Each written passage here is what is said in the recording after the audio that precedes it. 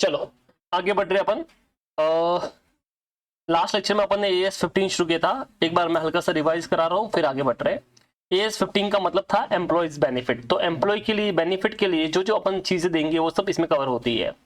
अब एम्प्लॉयज को अपन अलग टाइप से बेनिफिट दे सकते हैं, right. Short term, long term, ये उसकी सर्विस में होते हुए उसको मिलते हैं। ठीक है, शॉर्ट टर्म का मतलब क्या होता है, सैलरी, वेजेस, मतलब जो with in the 12 month due होगा। ठीक है, सैलरी, वेजेस, ठीक है, या इनका छोटा मोटा क्या बोलते हैं, एनुअल लीव जो होता है आपको। ठीक है, मेडिकल केयर होती है, हाउसिंग फैसिलिटी जो होती है, घर दे दिया, कार दे दी, ये सब शॉर्ट टर्म में कवर होते हैं।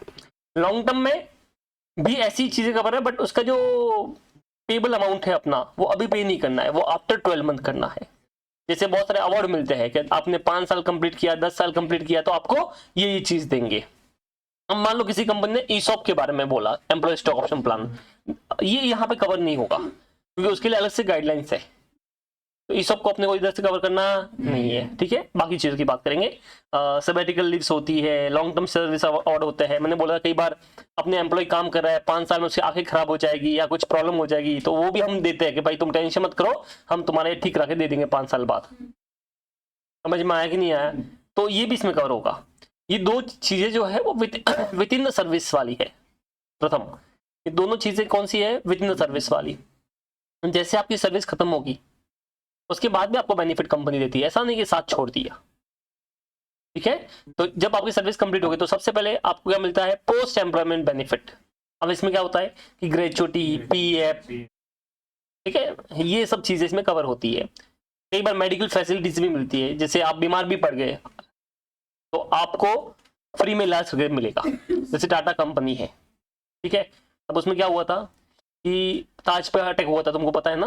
हाँ, तो उसमें बहुत सारे लोग बेचारे चले गए थे, जो खासकर उनके जो एम्प्लॉय थे, उन लोगों ने बहुत मतलब किया था ऐसा कि भाई तुम आप टेंशन मत लो, हम आपको बचाएंगे, ऐसा मतलब जितना उनसे हो सकता है। तो बहुत सारे एम्प्लॉय बेचारे मर गए, बहुत सारे को चोटें लगी, बहुत सारे प्रॉब्लम हुई। तो टाटा जी ने क्या बोला, आप जिन जिन लोगों की डेथ हुई है उसके अंदर या जो भी कुछ प्रॉब्लम हुई है, उन सबको आप हम लाइफ टाइम मेडिकल फैसिलिटी देंगे।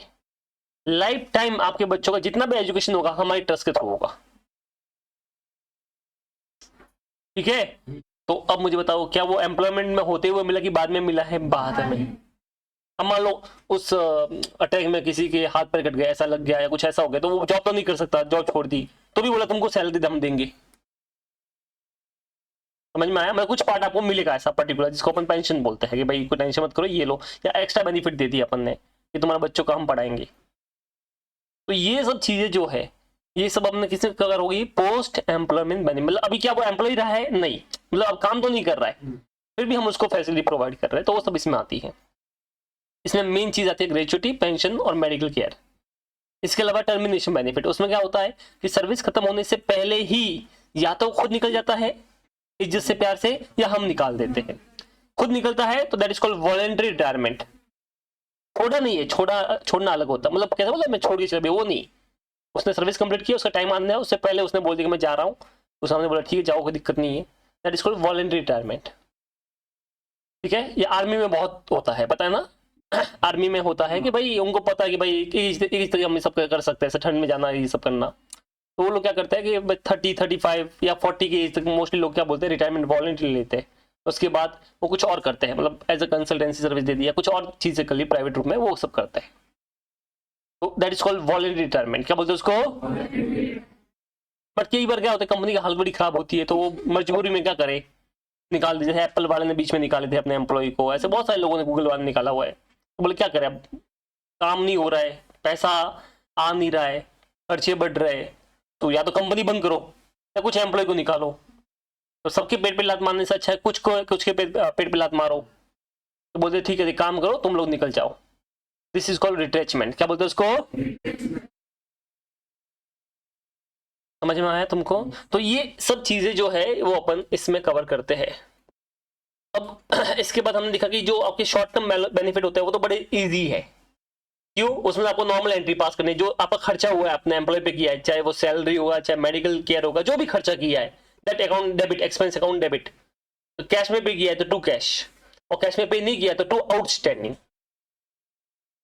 तो अपन देखा था एक्सपेंस अकाउंट डेबिट, मान लो सैलरी की बात की तो salary account debit to cash, मान लो सैलरी 100 रुपए है, हमने कैश में 80 रुपए ही पे किया है, तो हमने बोला बाकी जो बचा हुआ है वो क्या हो गया, आउटस्टैंडिंग। अच्छा मान लो कभी कभी हमने एक्स्ट्रा पे कर लिया, उसको 180 पे कर लिया सपोज करना, तो एडवांस हो गया, क्या हो गया वो। अब ये जो सैलरी वाला पार्ट है दैट इज योर एक्सपेंसेस, तो ये एम्प्लॉय बेनिफिट एक्सपेंस, अपन ने फाइनेंशियल स्टेटमेंट चैप्टर पढ़ा है, उसमें अपन ने पढ़ा है एक्सपेंस में एम्प्लॉय बेनिफिट एक्सपेंस, तो ये वहां पे जाएगा as a employee benefit expense में, ठीक है।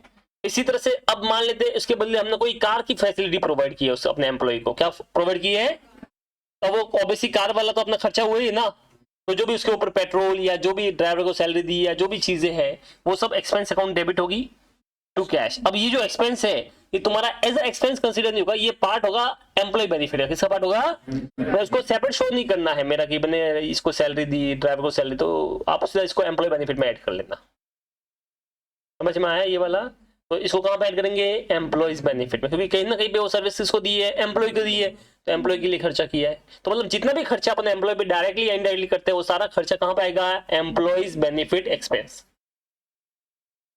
तो खर्चे बहुत सारे होते हैं, सैलरी भी होता है ने, और मान लो उसको अपने घर दे दी अकोमोडेशन में ने, और या फिर मान लो उसको कार दे दी या उसके बच्चों की पढ़ाई करा दी अपन ने, या कुछ भी खर्चा कर लिया, तो कितने सारे अकाउंट बनाओगे, तो बोलता हूँ सबके बदले आपको एक वर्ड यूज करना है, क्या वर्ड है, एम्प्लॉय बेनिफिट एक्सपेंस। समझ में आया तुमको, तो ध्यान रखना अपने को एम्प्लॉय बेनिफिट में सब आएगा। उसके बाद में ये सब अपन ने पढ़ लिया, ये सब होता है। उसके बाद अपन ने मेन चीज पढ़ी थी लीव का, पता है हाँ, लीव के बारे में हमने बात की थी कि शॉर्ट टर्म कंपनसेटेड एब्सेंसेस जो होते हैं उसमें लीव जो होती है वो दो तरह की होती है, एक होती है एक्यूमुलेटिंग और दूसरी होती है नॉन एक्यूमुलेटिंग। एक्यूमुलेटिंग का मतलब क्या होता है कि वो जो लीव है वो फ्यूचर, अगर आपने अभी नहीं ली है तो इसका जो बेनिफिट है वो तुमको फ्यूचर में भी मिलेगा, कैरी फॉरवर्ड होगी। और नॉन एक्यूमुलेटिंग का मतलब होता है जो अभी नहीं ली तो नहीं ली, भाई अभी मान लो 15 अगस्त आ रहा है, हमारे ऑफिस से छुट्टी है, स्टाफ आ गया तो आ गया, छुट्टी नहीं ली तूने, तेरी गलती। समझ में आया कि नहीं आया, तो उसके लिए मुझे एक्स्ट्रा पेमेंट करने वाला हाँ भाई, तो एक दिन एक्स्ट्रा आई, क्या एक्स्ट्रा आई, छुट्टी थी आपने नहीं ली, आपकी प्रॉब्लम, ले ली तो ठीक है, तो बोले सर अगले साल में 15 अगस्त में 2 छुट्टी ले लूंगी, 15-16 को नहीं मिलेगी। समझ में आया कि नहीं आया, तो यहाँ पे आपकी कोई एक्यूमुलेटिंग नहीं हो रही है। अब हम ऐसी बात है जहां पे मैंने इसको बोला था कि चल भाई तो 10 दिन की छुट्टी तुझे साल में अलाउ है, एक्स्ट्रा छुट्टी गवर्नमेंट हॉलीडे के अलावा, सर बोलती सर मुझे 10 दिन तो नहीं ली, तो मैंने बोला एक काम करो फिर अगले साल ले लेना, तो अगले साल की सर 10 नहीं मिलेगी, मैंने बोला वो भी मिलेगी और ये भी मिलेगी, बोला तो ठीक है सर, इस बार मैं छुट्टी कम लूंगी, बराबर ना। तो this are called accumulating, accumulate हो रही है। अब इसमें दो तरह की चीजें होती है, एक होती है वेस्टिंग और दूसरी होती है वेस्टिंग, मतलब जहां पे लीव के बदले आपको कैश पेमेंट जो भी इसका बन गया है 15-20 दिन का सैलरी वो अपने को पे करना पड़ेगा extra. Non accumulating non wasting मतलब लीव के बदले लीव मिलेगा, मतलब ऐसा नहीं कि आपको हम पैसा देंगे, वो नहीं होगा, आपको बस लीव के बदले आपको एक्स्ट्रा उस टाइम पे लीव मिल जाएगा। समझ में आया। अब ऑब्वियसली ये जो खर्चा होगा जैसे साल का एंड होगा अपने लिए खर्चा हो गया, जैसे फॉर एग्जांपल मैंने उसकी सैलरी दी, ध्यान से सुनना, तो अपनी एंट्री होती है salary account debit to cash, बराबर ना। मान लो उसकी सैलरी थी महीने की 1 रुपया, तो 12 महीने कितनी होगी 12, तुमने 12 रुपये पे कर लिया, बट उसको 1 महीने की लीव अलाउ थी, तो उसको काम 11 महीने करना था, बट वो बड़ा होशियार निकला और उसने एक भी छुट्टी नहीं ली, तो मैं क्या सैलरी 11 पे करूंगी, 12 पे करना पड़ेगा, 12 सैलरी तो 12 पे करना पड़ेगा ना, पूरे साल काम किया बेचारे ने, तो पूरा 12 पे करना पड़ेगा। पर अभी जो लीव नहीं ली है वो आगे फ्यूचर में उसको ले सकता है, कैरी फॉरवर्ड हो रही है, नहीं हो रही तो बात खत्म होगी इधर ही, बट वो कैरी फॉरवर्ड हो रही है। अब जब कैरी फॉरवर्ड हो रही है तो मुझे पता है वो नेक्स्ट टाइम में 1 महीने की छुट्टी मारेगा या वो कैश में 1 रुपया एक्स्ट्रा ले लेगा, तो आपके हिसाब से वो 1 रुपया खर्चा कब बुक करना चाहिए, इसी साल करना चाहिए ईयर एंड में कि अगले साल ही करना चाहिए, इसी साल काम तो इस साल किया ना, तो इनडायरेक्टली मेरी सैलरी 12 थी नहीं, उसकी कितनी दी 13, तो मैं करूंगा वो सैलरी का हो गया और जो भी वो लीव एंगेजमेंट अलाउंस जो भी होगा वो अपन लिख देंगे 1 का, तो इसका वो उसका प्रोविजन बनाएंगे, क्या बनाएंगे उसका, तो फिर देखो इसका लीव का मैंने लिखा लीव अकाउंट जो भी है मतलब employee benefit account debit to provision for employee benefit expense, तो 1 का ये बन गया। अब जब नेक्स्ट टाइम मैं पे करूंगा तो provision account debit to cash और बैंक हो जाएगा, समझ में आया कि नहीं आया? चलो ये हो गया ये वाला पार्ट। अच्छा, अब अपने को कितना प्रोविजन क्रिएट करना है, मेन चीज तो ये थी कि सब जो आपने अब देख लिया, ये प्रोविजन क्रिएट करना पड़ेगा। तो कितना प्रोविजन क्रिएट करना है? आपको उतना प्रोविजन क्रिएट करना है जितना इस साल का जो बेनिफिट था वो अगले साल लेने वाला है। क्या बोला मैंने? इस साल का बेनिफिट वो अगले साल लेने वाला है, वही प्रोविजन क्रिएट करेंगे ना भाई, कि जो इस साल का था जो अगले महीने इसको अपने को पे करना पड़ेगा। अगले साल जो बेनिफिट लेगा इस साल का जो कैरी फॉरवर्ड हुआ है, बेसिकली वही करना चाहिए। समझ में आया? तो अभी मैंने बताया था कि एक महीने की उसको अलाउ थी लीव, ठीक है। महीना कितना होता है, मैंने 1 रुपया बोला।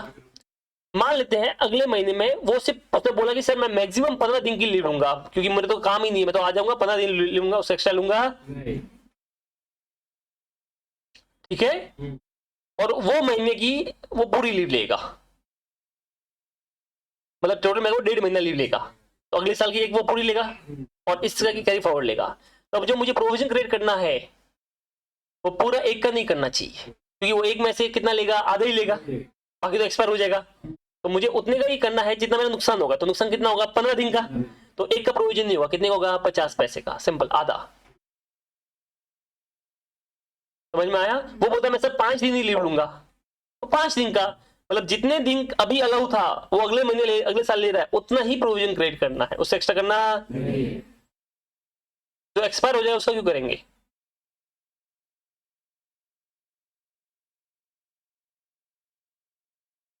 क्या बोला, समझ में आया? अरे हाँ कि ना?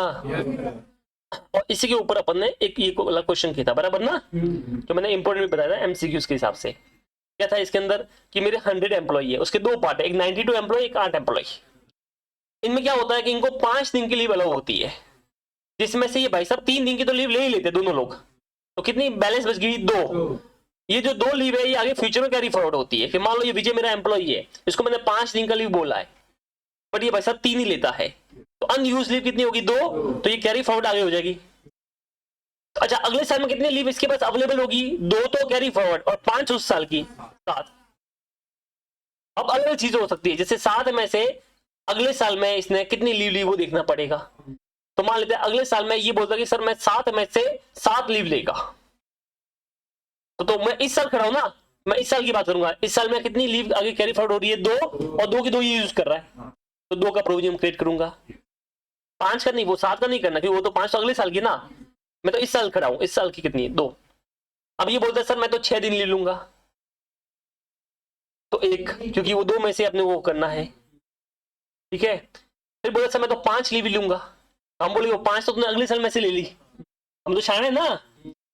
अब वो ऐसा नहीं बोल सकता 2 पुरानी ले ली और 3 इस साल की उस साल की ले ली, ऐसा नहीं कराएंगे हम बोलेंगे उसी साल को पहले उसमें से लेना, तो 5 ली तो 5 उसमें से गई, तो तेरी कैरी फॉरवर्ड में से तो कुछ गया ही। समझ में आया कि नहीं आया? अरे हाँ कि ना?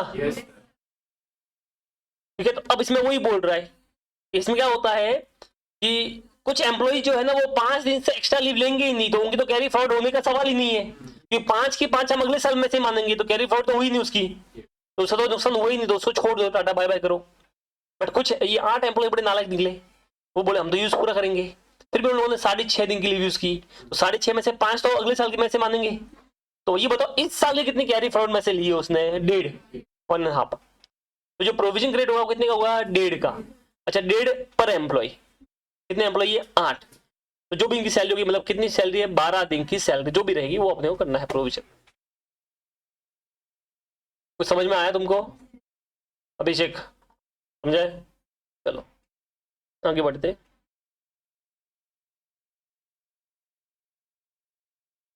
चलो इसके बाद मेन गेम यहां से शुरू हुआ था, जो पोस्ट एम्प्लॉयमेंट बेनिफिट होते हैं उनकी बात कर रहे हैं।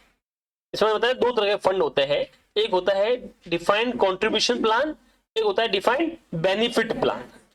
अब जो बेनिफिट प्लान होता है वो डेंजर है, कंट्रीब्यूशन तो बहुत इजी है, उसमें तो एक अपनी रेस्पॉन्सिबिलिटी सिर्फ को कंट्रीब्यूशन करने की है, और कंट्रीब्यूशन किया और हम फ्री हो गए। अरे समझ में आया कि नहीं आया?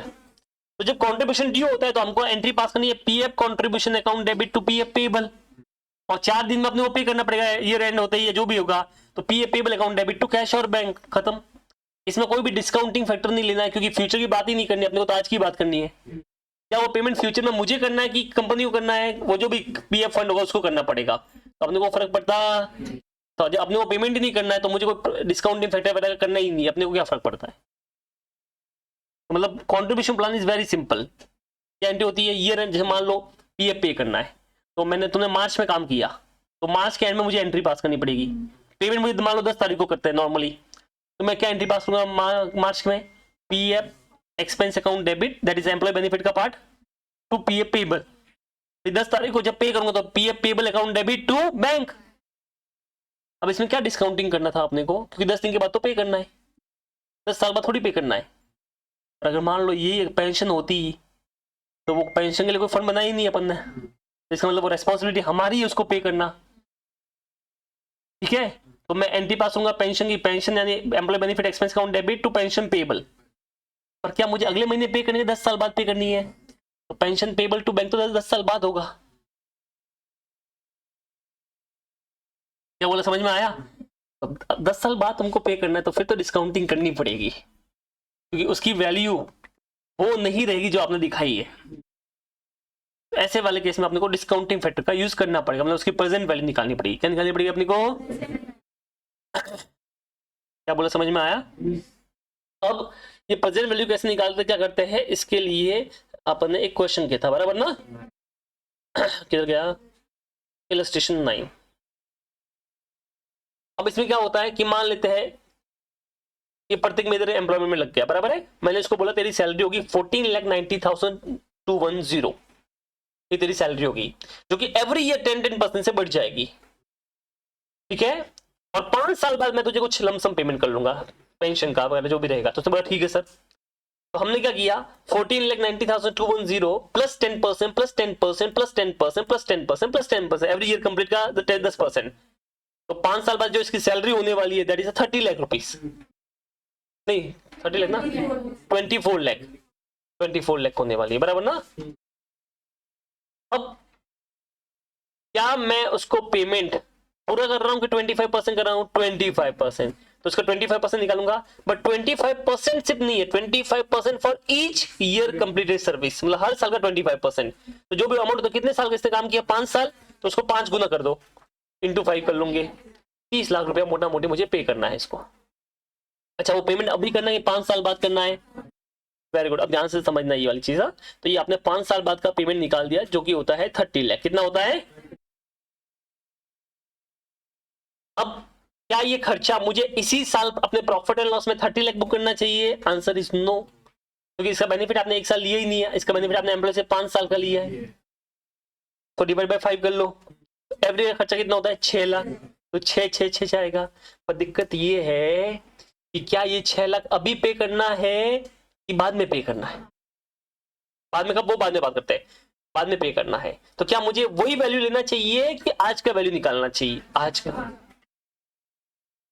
प्रेजेंट वैल्यू निकालेंगे अपन उसका। तो हम क्या करेंगे, इसका प्रेजेंट वैल्यू निकालेंगे। अब सारा गेम ये प्रेजेंट वैल्यू कैसे निकालते हैं ये समझना, एग्जाम में तुम यही गलती करोगे।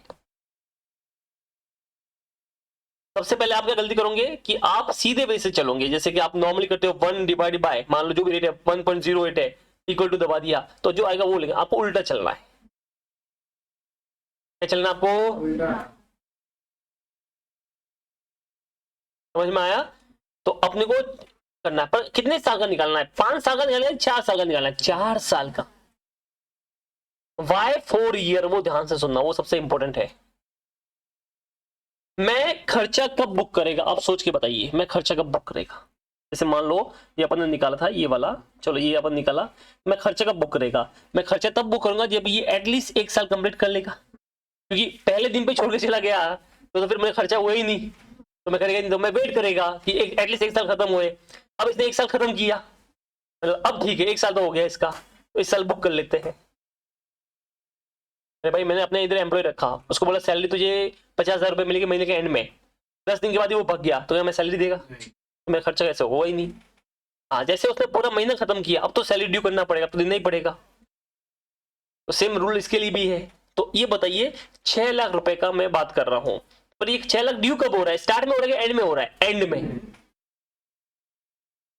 समझ में आया? तो मैं इसका जो मेरा खर्चा बुक करूंगा या मैं मेरा जो प्रोविजन बनाऊंगा वो एंड में बनाऊंगा 6 लाख। तो आपका 1 साल तो ऐसे खत्म हो गया। तो अब कितने साल बच गए? 4। तो फोर्थ ईयर का जो प्रेजेंट वैल्यू होगा वो मैं इधर लेगा। तो आपको बेसिकली ये करना है 1 डिवाइड बाय प्रेजेंट वैल्यू ऐसे निकालते हैं। ये फोर्थ ईयर का, ये थर्ड ईयर का, ये सेकंड ईयर का, और ये फर्स्ट ईयर का। अब ये इसको कैसे सॉल्व करते, आता कि नहीं आता तुमको? हाँ, तो ये अपने को सॉल्व करना पड़ेगा। जब ये सॉल्व करेंगे तो अपने को ये डिस्काउंटिंग मिलेगा 0.735। समझ में आया? फिर अगले साल में ये थर्ड ईयर का, फिर सेकंड ईयर का, फिर फर्स्ट ईयर का। अब मुझे बताओ फिफ्थ ईयर में तो जितना वैल्यू पूरे देना पड़ेगा, तो पूरा खर्चा माना है, क्योंकि उसी दिन पे 31 मार्च को पे करना है। आपने 31 मार्च को बुक किया तो पूरा 6 लाख का बुक होगा। क्या ये तुमको समझ में आया? चलो, अब क्या होता है, इसके ऊपर अपने को इंटरेस्ट की भी बात करनी पड़ती है। इंटरेस्ट की बात क्यों करनी है, पहले वो समझ लेते हैं।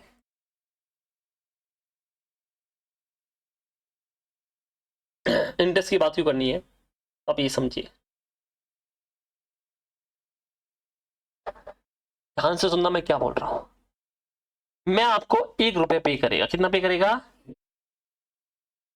बट अभी नहीं करेगा, अगले साल करेगा। मतलब अभी 2025 चल रहा है, तो मैं आपको 2026 में 1 रुपया पे करेगा। 1 रुपया। समझ में आया कि नहीं आया? तो इस साल जब मैं अपना खर्चा बुक कर रहा हूं तो क्या मुझे रियल में 1 रुपए का नुकसान हुआ है, कम हुआ है? कम। कि वो अभी तो पे करना नहीं है। तो अगर मान लो 1 रुपए की मैं एफडी करा देता हूं, सपोज करना, तो मुझे उसके ऊपर इंटरेस्ट मिल जाएगा, तो ज्यादा हो जाएगा। फिर तो मेरा नुकसान तो वो तो हुआ ही ना। क्या बोले, समझ में आया?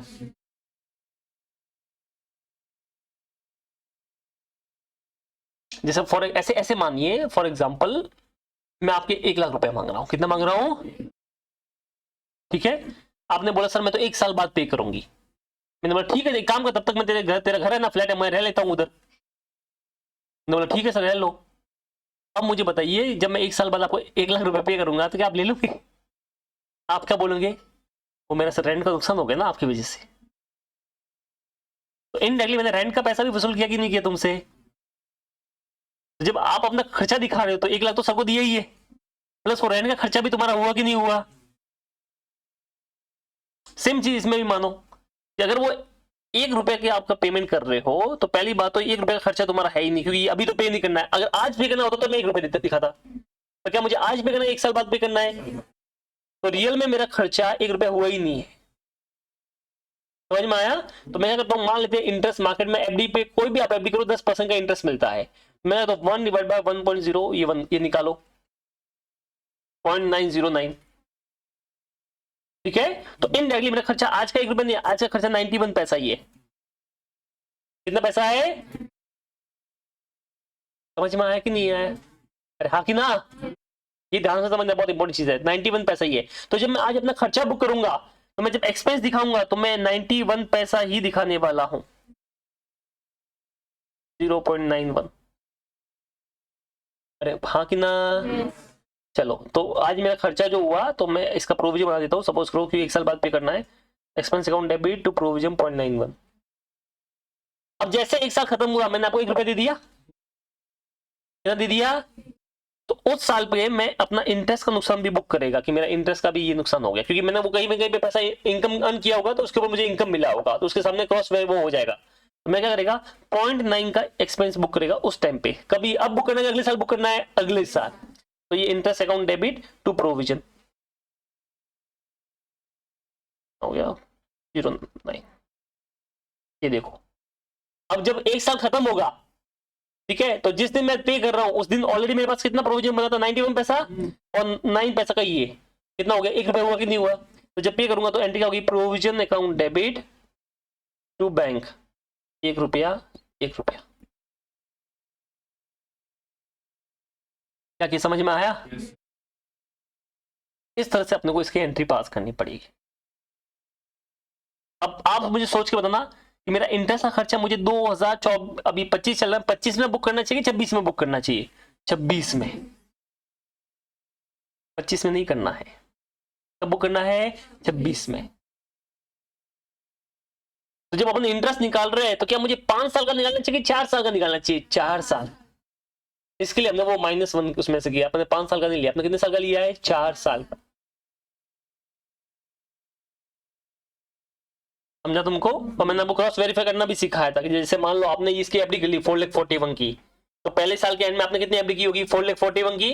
दूसरे साल में 4,76,400 की। तीसरे साल में 5,14,000 की। फोर्थ ईयर में इतनी, और फिफ्थ ईयर में डायरेक्ट 6 लाख पूरा अपने को हाथों हाथ पे करना पड़ेगा। तो एफडी क्या करना है? तो हाथों हाथ पे करना है। जब इनका तुम इंटरेस्ट निकालोगे एफडी का, कोई डिस्काउंट 1% के हिसाब से, तो एग्जैक्ट तुम्हारे हाथ में कितना पैसा होगा ईयर एंड में? 30 लाख रुपए। कितना होगा? 30 लाख। और ये एफडी का कैलकुलेशन ही था एक तरह से। ये क्या था कि फर्स्ट ईयर के स्टार्ट में कोई एफडी करने वाले, तो स्टार्ट में कोई एफडी नहीं होगी, बीच में भी कहीं एफडी नहीं होगी। आप एफडी कब कराओगे? जब ईयर एंड होगा तब। अच्छा, कितने कराओगे? 4,41,000 की। अब इसके ऊपर कोई इंटरेस्ट आज का मिलने वाला नहीं, वो 1 साल बाद ही मिलेगा। तो 1 साल बाद क्या हुआ? इस 4,41,000 के ऊपर तुमको ईयर एंड में पूरा इंटरेस्ट मिल गया। कितना मिल गया? 35,280 का। तो मेरी एफडी नंबर 1 का इंटरेस्ट उस साल का इतना हो गया। इसके बाद मैंने एक और एफडी कराई, ये दूसरी एफडी। तो मुझे बताओ मेरे टोटल एफडी विद इंटरेस्ट का वैल्यू कितना हो गया? 9,52,680 का। अब जब नेक्स्ट टाइम इंटरेस्ट मिलेगा, क्योंकि 1 साल हो चुका है, तो मुझे टोटल इतनी एफडी के ऊपर इंटरेस्ट मिलेगा कि नहीं मिलेगा? मिलेगा। तो इसके ऊपर ये इंटरेस्ट मिल गया। फिर मैंने वापस एक एफडी कर ली, ये एफडी नंबर 3, और ये देखो इतना पैसा हो गया मेरे एफडी का। अब जो इंटरेस्ट मिलेगा वो इससे इसी अमाउंट पे मिलने वाला है। हाँ, तो इसके ऊपर वापस इंटरेस्ट मिल गया। और फिर मैंने वापस एक एफडी की, और ये टोटल पैसा इतना हो गया। फिर ये पैसा गया, अब इंटरेस्ट इन सबके ऊपर मिलेगा, तो ये देखो इसके ऊपर इंटरेस्ट मिल गया। अब लास्ट में बचा हुआ क्या? अब क्या एफडी करना है? तो पूरा 6 लाख ही देना है एज इट इज। तो हाथों हाथ ईयर में 6 लाख एक्स्ट्रा ऐड किए मैं अंदर, और ये 30 लाख का पेमेंट ले ले भाई, खत्म। कुछ आया समझ में? अंडरस्टूड? क्योंकि अपन ने यहाँ पे, आप देखिए यहाँ पे 4 साल लिया है, इसीलिए फर्स्ट जगह इंटरेस्ट अपन ने लिया ही नहीं है। फर्स्ट ईयर में अपन पहले डे पे इंटरेस्ट हो गया, एफडी कर ही नहीं रहे। अगर अपन फर्स्ट डे पे एफडी कर रहे होते तो इंटरेस्ट लेते, पर हमने क्या एफडी फर्स्ट डे पे की, लास्ट डे पे की है, लास्ट डे पे, तो इंटरेस्ट तो मिला ही नहीं होगा। आप 31 मार्च 2024 को बैंक में गए, एफडी कराई आपको, तो क्या आप 31 मार्च 24 को एफडी का इंटरेस्ट मांग सकते हो? ला भाई आज ही मैंने एफडी कराई, आज ही इंटरेस्ट दे देगा वो? तो क्या बोलेगा अगले साल?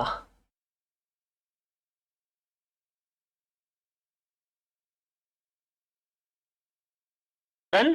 चलो अब मैं अगर इसकी एंट्री भी तुमको हाथों हाथ साथ साथ में दिखा देता हूं, ताकि तुमको कंफ्यूजन दूर हो जाएगा।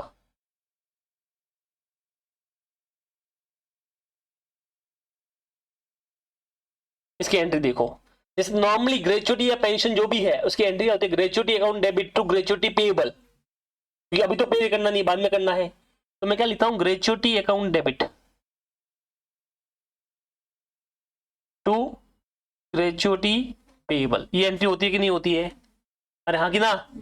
चलो अब फर्स्ट में मैं क्या एंट्री पास करूंगा वो देखो। फर्स्ट में तो मैं 4,41,000 की एंट्री पास करूंगा, तो 4,41,000 की एंट्री होगी।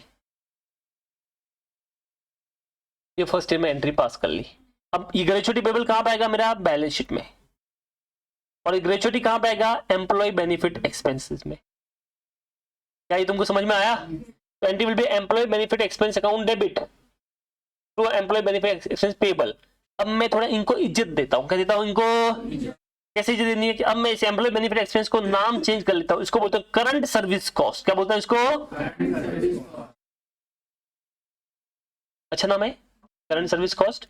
और इसका ग्रेचुटी पेपर का नाम हटा के मैं करता हूं डीबीओ, डिफाइंड बेनिफिट ऑब्लिगेशन। क्या नाम करता हूं? DBO, defined benefit obligation. नाम चेंज कर लिया, ग्रेचुटी को बोल दिया, एम्प्लॉय बेनिफिट को बोल दिया करंट सर्विस कॉस्ट, और इसको क्या बोल दिया? Defined benefit obligation. देन अच्छा, अब सेकंड ईयर में क्या होगा? ये फर्स्ट ईयर में इतनी एंट्री हुई, अब सेकंड ईयर में क्या होगा वो देख लो। ठीक है, सेकंड ईयर में ध्यान से सुनना। क्या मुझे ये इंटरेस्ट का नुकसान हुआ कि नहीं हुआ? क्योंकि वो पैसा मेरे पास तो आ रहा, वो पैसा किसको मिल रहा है? सामने वाले को मिल रहा है। अगर उसको नहीं दिया होता तो मेरे मुझे मिलता, तो मुझे फायदा होता, बट मैंने वो फायदा लिया नहीं, तो मेरा नुकसान हो गया। तो क्या मैं इसको एक्सपेंस बुक करूंगा? नहीं करूंगा? करूंगा। तो मैंने इसको बुक किया एक्सपेंस। नॉर्मल एंट्री होती है इंटरेस्ट अकाउंट डेबिट, क्या होती है, खर्चा हो गया अपना। अब क्या मैं अभी पे कर रहा हूं कि बाद में पे करूंगा, बाद में, तो इसको अपन बोलेंगे इंटरेस्ट पेबल। क्या बोलते हैं इसको, या इंटरेस्ट पेबल ना बोल के अपन वो ग्रेच्युटी पेबल का एंट्री मान लेते हैं कि उसमें ऐड होने वाला है, तो अपन इसकी नॉर्मल एंट्री पास करते हैं, interest account debit to gratuity payable, ये एंट्री पास करते हैं। अब मैंने बोला इस इंटरेस्ट को अपन बोलेंगे इंटरेस्ट कॉस्ट, क्या बोलेंगे इसको, तो अब मैं इसका नाम चेंज कर लेता हूं, इंटरेस्ट ना बोल के इसको बोलता हूं इंटरेस्ट कॉस्ट, ठीक है। तो हमने इसका नाम चेंज कर लिया, हमने इसको बोला interest cost account debit to, अब डीबीओ, डिफाइंड बेनिफिट ऑब्लिगेशन। कितना हो गया बेटा, ये देख लो 35,280 का, कितना हो गया 35,280 का, समझ में आया। इसके बाद मैंने वापस इस साल का ग्रेच्युटी का भी एंट्री पास करना है ना, तो इस साल की ग्रेच्युटी वापस एंट्री हो जाएगी, क्या एंट्री होगी, वही 4,76,400 से ये same entry, current service cost account debit to define benefit obligation. अरे हाँ कि ना, अगले साल में वापस इंटरेस्ट की एंट्री होगी और कंट्रीब्यूशन की एंट्री होगी, इंटरेस्ट की एंट्री होगी, कंट्रीब्यूशन की होगी। जब 5 साल खत्म होंगे तब तुम्हारे पास में पता है डिफाइंड बेनिफिट ऑब्लिगेशन में कितना आ जाएगा, 30 लाख एग्जैक्ट। तो तुम्हारी बैलेंस शीट की लायबिलिटी में कितना हो जाएगा, 30 लाख। तो हर साल ये बैलेंस शीट में लायबिलिटी बढ़ती जाएगी, कैसे बढ़ेगी पता है, फर्स्ट ईयर में इतनी, सेकंड ईयर में इतनी, थर्ड ईयर में इतनी, फोर्थ ईयर में इतनी, और फिफ्थ ईयर में तुम्हारी इतनी हो जाएगी। फिर जब पे करेंगे तो defined benefit obligation account debit to bank, 30 lakh खत्म। बोलो, किसी को भी इसमें डाउट है तो आप बोल सकते हो।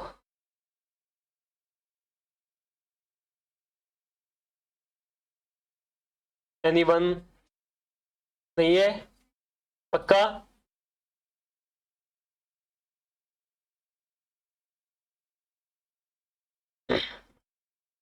अरे हाँ कि ना, पक्का, श्योर, चलो बढ़िया, क्योंकि आगे मैं नए टर्म्स सिखाने वाला हूं, इससे लिंक है, तो एक बार वापस देख लो क्या किया, किसको क्या बोलते हैं वो समझ लो।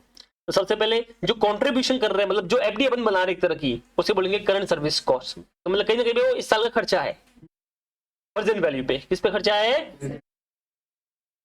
दूसरा, जो इंटरेस्ट का अपना नुकसान हो रहा है, कि रियल में मेरा खर्चा कि बेटा इतना नहीं, मेरा खर्चा 6 लाख है ना, तो जो मेरा जो इंटरेस्ट वाला चीज है उसको अपन बोलेंगे इंटरेस्ट कॉस्ट, क्या बोलेंगे उसको,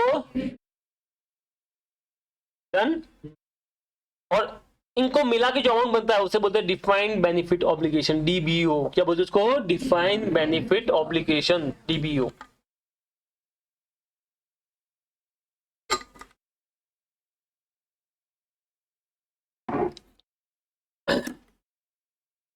चलो, अब थर्ड अपने को समझना है एक्चुअल गेन और लॉस। एक्चुअल गेन और लॉस क्या होता है ये सुनना ध्यान से, ठीक है। देखो यहाँ पे मैं सब वो वर्ड समझा रहा हूँ, मैंने आपको रटाया नहीं था, मैंने पहले ही बोला था, जैसे हमने ये अमाउंट की बात की तो ये फर्स्ट एंड सेकंड हो चुका अपना, अभी अपन थर्ड ये वाला फोर्थ वाला पार्ट, एक्चुअल गेन या लॉस क्या होता है, ठीक है, पढ़े। देखिए क्या होता है, मैं इसी एग्जांपल से जो क्वेश्चन अपन किया ना उसी पे मैं बात कर रहा हूं, दिस वन। कई बार क्या होता है, जब एक्चुअल वो डिफाइंड बेनिफिट ऑब्लिगेशन आपको देता है ना, रिपोर्ट में देता है, तो उसमें वो कुछ चीजें अज्यूम करता है, एस्टिमेट मानता है। अगर उस एस्टिमेट में, उस प्लान में अमेंडमेंट हो जाए, कुछ चेंज हो जाए, तो दैट इज कॉल्ड एक्चुअल, तो उसकी वजह से जो गेन या लॉस होता है उसे क्या बोलते हैं, एक्चुअल गेन या लॉस। मैं समझाता हूं, जैसे कि यहां पे आप देखिए हमने एक्सपेक्टेशन क्या की थी, 10% से उसका इंक्रीमेंट होगा, और 5 साल की बात की थी। अब लॉजिकली सोच के बताइए, क्या रियल में ऐसा जरूरी कि हमेशा 10% का इंक्रीमेंट होगा। दो चीजें हो सकती है, तीन चीजें, एक तो 10% है, वो तो बढ़िया बात है। अब मान लीजिए हमारा एक एम्प्लॉय है, मान लो विजय है, ठीक है, तो इसने जब ज्वाइन किया फर्स्ट ईयर में तो बोला 10% का इंक्रीमेंट, हमने बोला ठीक है। सेकंड ईयर में हमने 10% रखा, बोला ठीक है सर। थर्ड ईयर आगे तो बोलता है सर मैं इतना काम कर रहा हूँ, इतना मेहनत कर रहा हूँ, मैं 10% लेगा, 20% देगा दो, वरना मैं दूसरी कंपनी में जाता है। मैं बोला नहीं यार, छोड़ना नहीं है, बढ़िया एम्प्लॉय है, इसको छोड़ना, ले ले 20%। सारा सिस्टम तो हिल गया ना। अपन ने जो कैलकुलेशन की है, अपन ने जो सब चीजें की है, वो किस बेस पे की है, 10%, क्योंकि अब रूल चेंज हो गया, अब कितना हो गया, 20% मार दिया। अपने जो लायबिलिटी बुक की थी, जो भी बुक की थी, वो सब किसके हिसाब से की थी? 10% के हिसाब से। अब ये भाई साहब बोल रहे हैं 20%।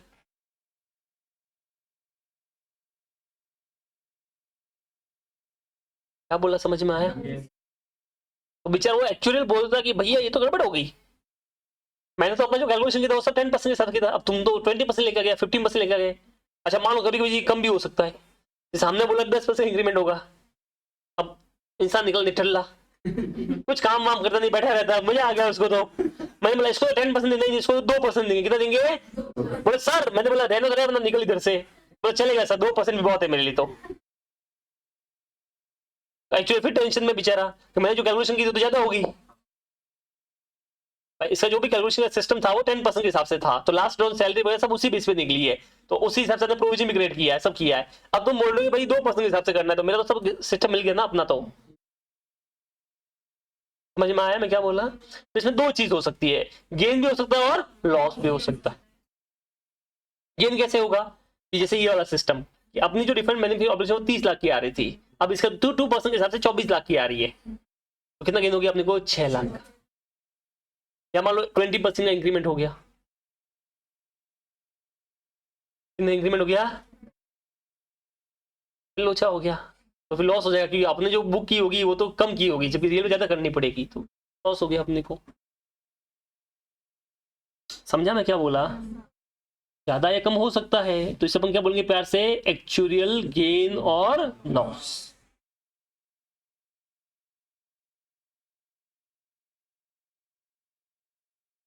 अंडरस्टूड? चलो, तो यही है अपना एक्चुअल गेन और लॉस। मैं एक बात दिखा देता हूं आपको, ये अपन ने पढ़ा।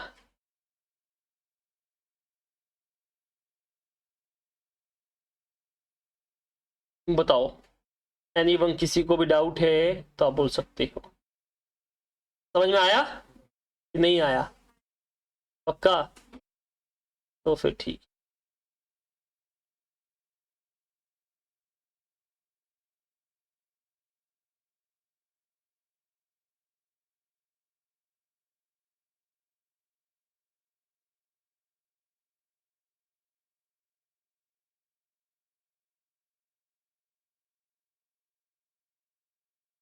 ठीक है, अब ये जो एक्चुअल गेन या लॉस होता है ना, वो आपको इमीडिएटली बुक करना पड़ता है। क्या बुक करना पड़ता है? समझ में आया कि नहीं आया? तो एक एग्जाम इलस्ट्रेशन कर लेते हैं, तुमको समझ में आएगा। Omega limited belong to engineering industry. The company received an actual valuation for the first time for its pension scheme, which revealed a surplus of 6 lakh. तो आपने क्या किया? एक पेंशन स्कीम लॉन्च की, तो तुमने अपने हिसाब से कैलकुलेशन किया होगा, फिर तुमने एक्चुअल को बुलाया, एक्चुअल ने अपना वो एस्टिमेट सब कैलकुलेशन किया, तो बोलता कि आपको तो 6 लाख एक्स्ट्रा है। It want to spread the same over next 2 year, तो वो कंपनी क्या बोलती है? 6 लाख का गेन दिख रहा है ना, एक काम करो, 6 लाख का गेन को 2 साल में बांट दो। कितने साल में बांट दो? 3 लाख अभी, 3 लाख अगले साल। ठीक है, जिससे क्या होगा कि हमारा कंट्रीब्यूशन जो है वो 5 लाख था, वो कम होकर 2 लाख हो जाएगा, तो 3 लाख का गेन हो जाएगा। ठीक है, अच्छा रिमेनिंग लाइफ जो है उसकी 6 साल बची है, तो क्या वो ऐसा कर सकता है? नहीं। यानी क्या बोलता है? एक्चुअल गेन या लॉस को कब बुक करना चाहिए? उसी साल में, इमीडिएटली। आप अपनी मर्जी के हिसाब से स्प्रेड या कम ज्यादा कर सकते। चलो, तो ये देखो क्या बोलता है। According to AS 15 employee benefit, actual gain या loss should be recognised immediately, ध्यान रखना, in the statement of P&L account as the income और expense. Therefore the surplus amount of 6 lakh is required to credit, surplus तो credit होगा, loss तो debit होता, to the P&L account of the current year. अब sentence कितना छोटा था, इसी साल बुक करना है। आपको पढ़ने में तो मस्त लगा था, हाँ 2 साल में कर दो, 2 साल में क्या है, ऐसा नहीं होता। एक्चुअल गेन या लॉस जो भी होगा वो इमीडिएटली आपको बुक करना पड़ेगा। क्या ये तुमको समझ में आया?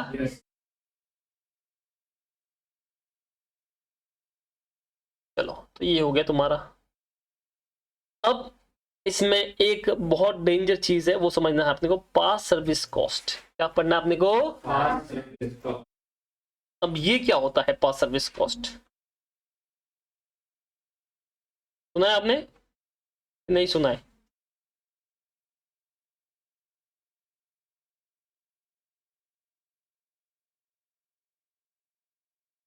बताओ बताओ बताओ।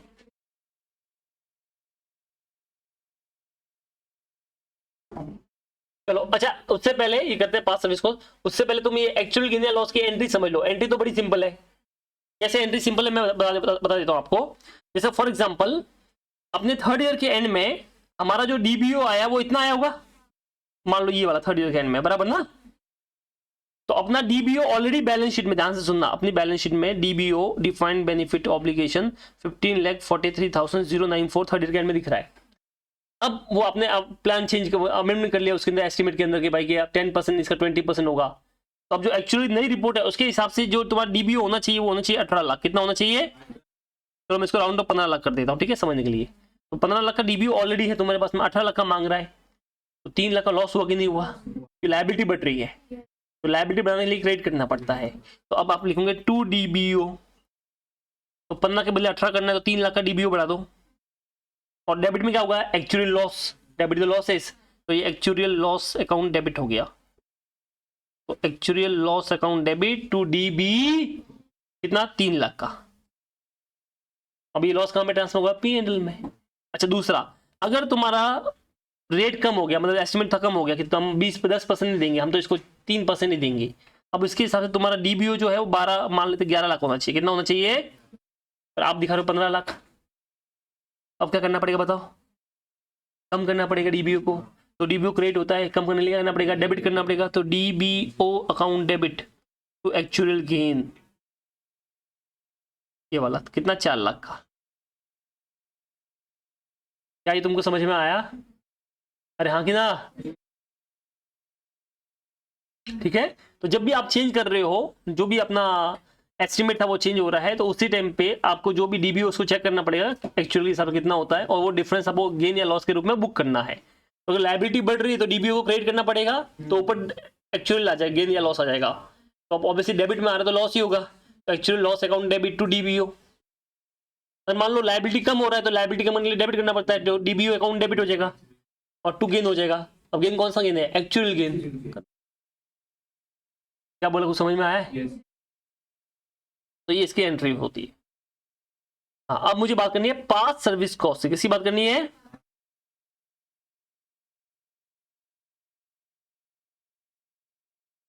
ये क्या होता है बोलो ना इसके बारे में कभी?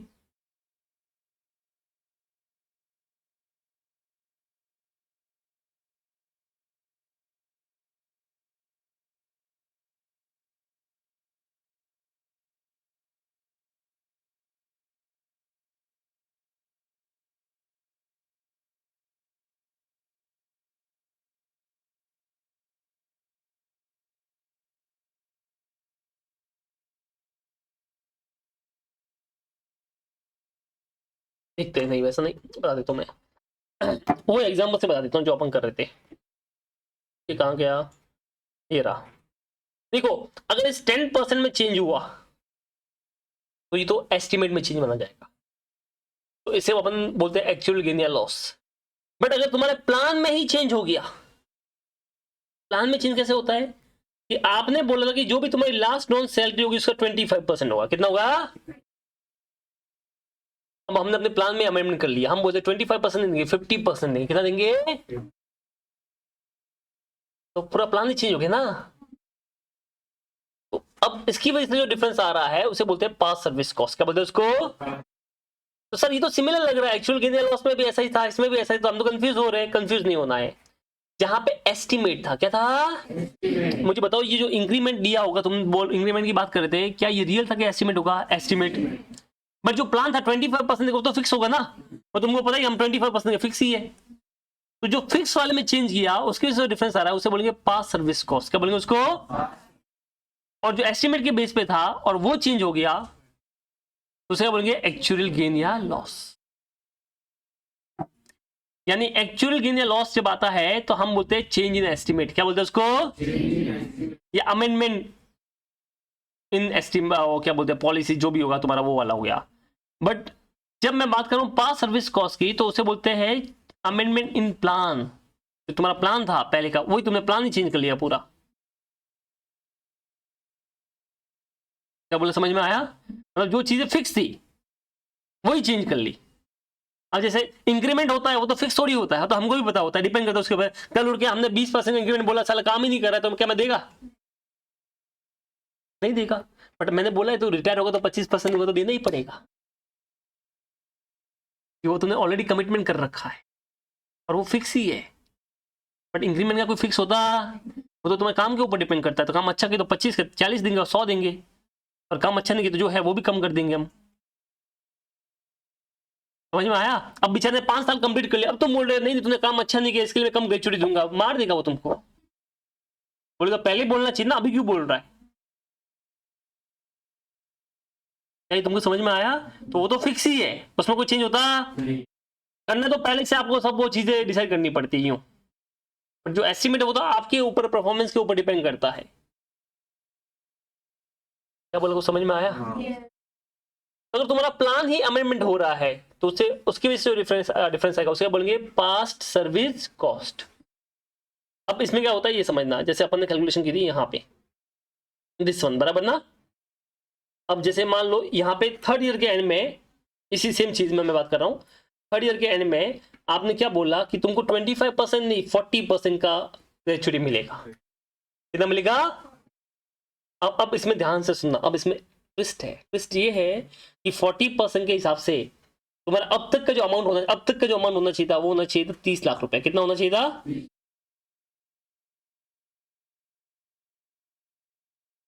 समझ में आया? तो इसका इसका इसका ये 3 साल हो गए डन। और एक और चेंज होगा कि आने वाले टाइम का भी तो अमाउंट चेंज होगा। दो चेंज करने पड़ेंगे, पुराना भी करना पड़ेगा, आने वाला भी करना पड़ेगा, दोनों चेंज करना।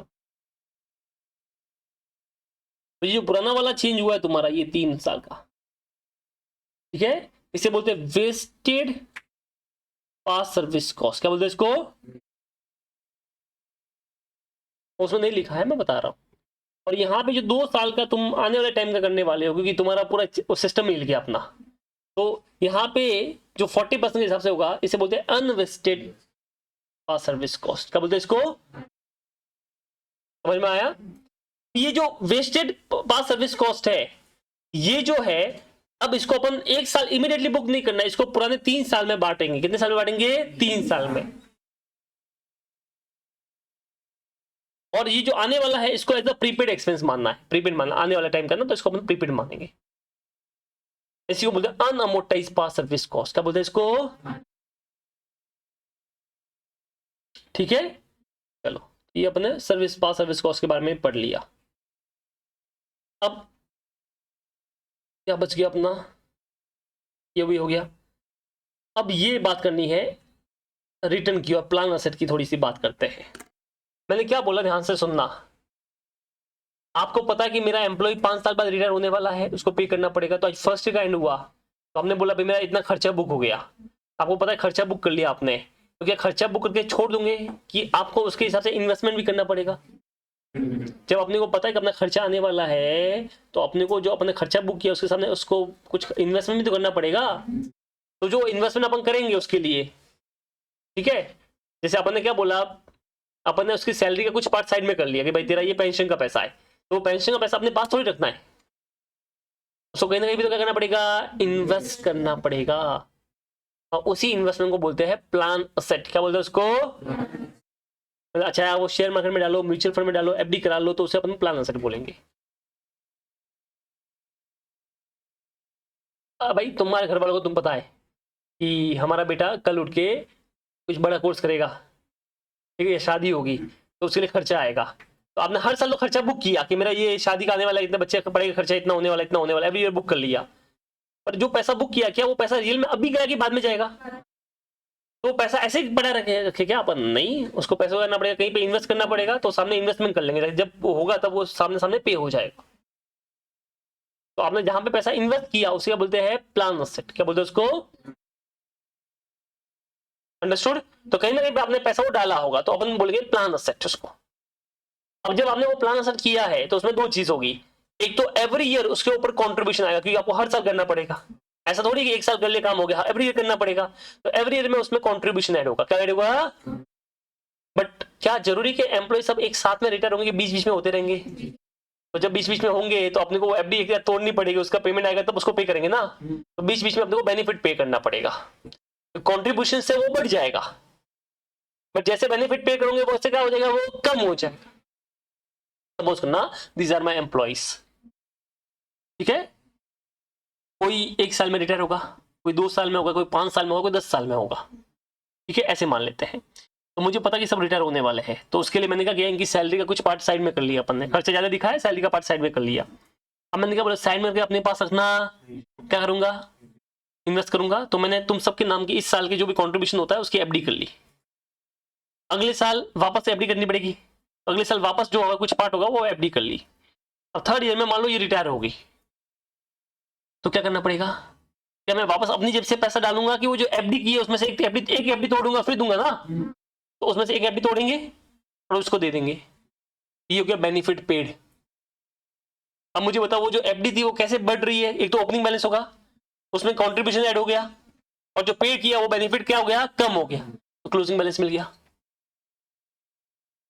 और इसमें एक और चीज ध्यान रखना कि जो एफडी आप बात कर रहे हो, जो एफडी की आप बात कर रहे हो, या जो भी म्यूचुअल फंड या शेयर मार्केट में जो भी इन्वेस्टमेंट किया है, क्या उसका वैल्यू जो आपने कॉन्ट्रीब्यूशन ऐड किया और बेनिफिट पेड किया वही होने वाला है, प्लस माइनस की एक्स्ट्रा रिटर्न भी मिलने वाला है, उसके ऊपर इंटरेस्ट या कुछ इनकम तो मिलेगा। तो अपने को एक पहले से आइडिया होता है कि मैं जब एफडी कर रहा हूं या मान लो शेयर मार्केट कर रहा हूं या म्यूचुअल फंड में डाल रहा हूं, तो मुझे एक एक्सपेक्टेड रिटर्न होता है कि मुझे अंदाजन 10% तो मिल जाएगा। कितना मिलेगा अपने को, this is called expected return. क्या बोलते हैं इसको,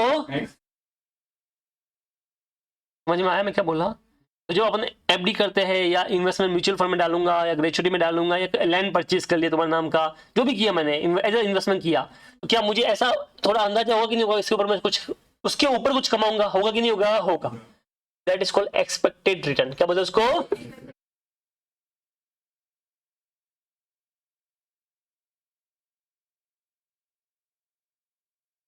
वापस बताता हूं। मेरी कंपनी में 1 2 3 एम्प्लॉय, कितने एम्प्लॉय है, ठीक है, इन तीनों का पेमेंट होने वाला है सब मिला के, मान लेते 30 लाख 30 लाख 30 लाख ऐसे मान लेते हैं, तो कितना हो गया 90 लाख। तो मुझे 90 लाख पे करना है, कितना पे करना है, 90 लाख। क्या ये तुमको समझ में आया। अब मैं 90 लाख करूंगा कहाँ, मुझे समझ में नहीं आया, तो मैंने क्या किया, एक लैंड परचेज कर लिया, मैं तीनों के नाम पे 3 लैंड परचेज कर दिए, समझ में आया। ये फर्स्ट डे का काम हो गया। अगले साल फिर मुझे, अब मैंने क्या, इसको टोटल पेमेंट मुझे ज्यादा करना है, मैंने डिवाइड बाय वो जितने साल की सर्विस है वो किया 90 लाख आया था टोटल मिला के। अगले साल मुझे फिर से लैंड खरीदना होगा, तो मैंने फिर से इसके ऊपर लैंड परचेज कर लिया। तो ये था मेरे पास में ओपनिंग बैलेंस आज की डेट में, और इस साल का मैंने और ऐड किया, जो इसका हिस्सा बनता है वो क्या हो गया, कॉन्ट्रीब्यूशन। क्या हो गया वो, अब इसमें से मान लेते हैं एक रिटायर हो गया, तो एक लैंड चला गया, तो ये माइनस कर लिया बेनिफिट पेड। क्या माइनस कर लिया, बराबर है। अब सुनना, क्या मुझे इस लैंड के ऊपर कुछ रिटर्न की होगा कि नहीं होगा, होगा। अब मैं क्या बोल रहा हूं, ध्यान से सुनना। जैसे मान लेते हैं कि मुझे पता है ये लैंड तो खाली पड़ा रहेगा, तो हमने क्या किया, इस लैंड के ऊपर एक सर्विस स्टार्ट कर ली, पार्किंग सर्विस। कौन सी कर ली, लैंड लिए जगह बढ़िया है, तो हमने बोला पार्किंग सर्विस कर लेते हैं। तो मुझे एक्सपेक्टेड है कि मैं हर साल इसकी पार्किंग सर्विस से 1-1 लाख रुपए कमा दूंगा। तो ये रेंट होते मेरे पास कितना एक्सपेक्टेड रिटर्न हो जाएगा, 3 लाख। तो मान लेते 90 लाख में लैंड लिए थे, 3 लाख का इनकम इसके ऊपर हो जाएगा, तो मेरे पास कितना हो जाएगा, 93 लाख। कितना हो जाएगा, 93 लाख। अंडरस्टूड। चलो फिर अगले साल और लैंड लिए, मान लेते 90 लाख सही, 90 लाख के और ले लिए, तो ये हो गया 183 लाख के। डन, पक्का। अब क्या होगा, ध्यान से सुनना। अब इसके ऊपर मैंने पार्किंग कमाई होगी, अब मेरे पास 3 और 3 कितने हो गए, 6 हो गए। तो मान लेते हैं मैंने एस्टिमेट 6 लाख या ज्यादा कम भी हो सकता है, एक्सपेक्टेड था। तो मान लेते हैं इस साल मैंने 8 लाख का एक्सपेक्टेड है कि 8 लाख पार्किंग बढ़ जाएगी तो 8 लाख में कमाऊंगा। तो मुझे बताइए मेरे ईयर एंड तक कितना हो गया, ये 190। तो मेरे हिसाब से 191 का फंड अपने पास बन जाएगा ईयर एंड तक। ये हो गया फर्स्ट। अब इसमें क्या होता है, ध्यान से सुनना। एक्चुअली लाके मुझे बोलता है कि सर कितना फंड बनाया। मैंने बोला देखो सर 191 का अपना फंड बन गया एलेक्स का। बोलता अरे सर आपका ज्यादा फंड बन गया। मैं कैसे, कि मैंने इस एम्प्लॉय को एक्सपेक्ट किया था कि इसका इंक्रीमेंट 20% से होगा, अरे तो निठल ली है, इसका 20% होने वाला 10% ही करने के लायक है, और आप देख लेते 10% करोगे, काम इसका बढ़ नहीं रहा है, ये नहीं हो रहा है, ठीक है, आप खुद अगले साल से इंक्रीमेंट नहीं करोगे, उसको बोलोगे करना तो इसी रेट पे करना तो करो, वरना निकल जा। समझ में आया? या ये छोड़ के चली जाएगी, तो ऐसा हो जाएगा। तो मैंने बोला अच्छा, तो बोला कि मैं कितना फंड की जरूरत पड़ेगी, तो बोले सर ज्यादा नहीं, आपको उस टाइम पे सिर्फ 150 करोड़ का 150 लाख के फंड की जरूरत पड़ेगी। तो ठीक है, तो मुझे बताओ मेरा कितना फंड हो गया, और ये उसके हिसाब से कितना फंड चाहिए होगा आज की डेट तक का 150। अब मुझे बताओ क्या मुझे एक्स्ट्रा में 41 मेरे पास है कि नहीं है? This is called actual gain again. समझा? अच्छा चलो, मैंने 191 का फंड बनाया अपने हिसाब से कैलकुलेशन से। बोला कि सर ये एम्प्लॉय तो बहुत होनहार निकला, क्या काम कर रहा है सर, इसके हिसाब से आपको उसकी सैलरी डबल करनी पड़ेगी, और डबल सैलरी होगी तो बाद में पेंशन भी क्या हो जाएगी, डबल हो जाएगी। तो उसके हिसाब से आपको सर कम से कम 225 लाख का फंड बनाना चाहिए था अभी इस साल में। मैंने बोला अरे यार अपना 191 का बना है, 225 का वो मांग रहा है फेयर वैल्यू पे, तो मुझे बताओ कितना कम पड़ा अपना, 34। This is called actual loss.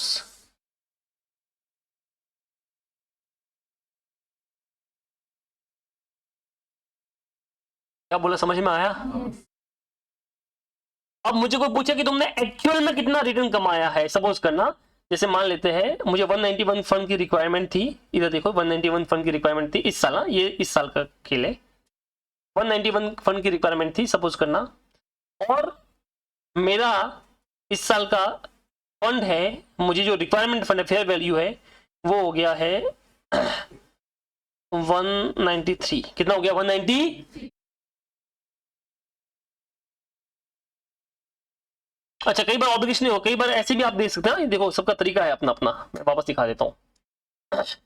जैसे मान लो ये लैंड है, क्या है ये, ठीक है, अब आपने क्या किया, ईयर एंड में इस लैंड की वैल्यूएशन कराया, क्या करा इसका, तो ये बोलता सर ये लैंड अब 60 लाख 30 लाख 30 लाख 60 लाख का बचा ही नहीं है, ये लैंड की वैल्यू बढ़ चुकी है, आपकी फंड की वैल्यू बढ़ चुकी है, अब इसकी फंड की वैल्यू होगी 240। कितनी हो चुकी है? क्योंकि आपके पास में कितना अवेलेबल है, 191 का आप दिखा रहे हो, तो इसका मतलब आप कम दिखा रहे हो सर। हमने बोला चलो बढ़िया बढ़ा देते इसका वैल्यू, तो अब 191 से कितना लेकर आने का, 240, बताओ कितना हो गया, 49 ना, हाँ 49। तो इसको भी अपन एक्चुअल गेन बोलेंगे, क्या बोलेंगे इसको भी, क्या बोलेंगे, एक्चुअल गेन। समझ में आया? कई बार क्या होता है, आपने शेयर मार्केट में म्यूचुअल फंड में पैसा डाल दिया, तो मान लेते आपने म्यूचुअल फंड में पैसा डाल दिया, 1 लाख रुपए डाल दिया, उसके ऊपर आपको एक्सपेक्टेड था कि मैं 1 लाख के ऊपर, ध्यान से सुनना, 1 लाख के ऊपर 10% कमा लेगा, तो तुम्हारे हिसाब से तुमने जो फंड दिखाया वो कितना दिखाया, 1,10,000 का। ईयर एंड में जब चेक किया तो पता चला ये म्यूचुअल फंड जो है वो 2 लाख का हो चुका है। तो मुझे बताओ तुम्हारा कितना गेन हो गया इसमें, 90,000 का हुआ कि नहीं हुआ? तो कोई तुमको इसमें पूछे कि ये बताओ टोटल तुम्हारा एक्चुअल रिटर्न कितना हुआ, सोच देखो कितना हुआ एक्चुअल रिटर्न, कितना कमाया, सो एक्चुअल रिटर्न कितना कमाया आपने, 1 लाख। कैसे निकाला? 90,000 तो गेन, और 10,000 वो वाला, तो मोटा मोटी आपने कितना कमाया, 1 लाख रुपए। तो मैं ऐसा भी बोल सकता हूं actual return is equal to expected return plus actual gain, और लॉस तो माइनस कर लेना। हम ऐसे भी बोल सकते हैं कि actual return equal two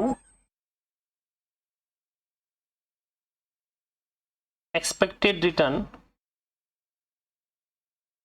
plus actual gain, और लॉस है तो माइनस कर लेते हैं।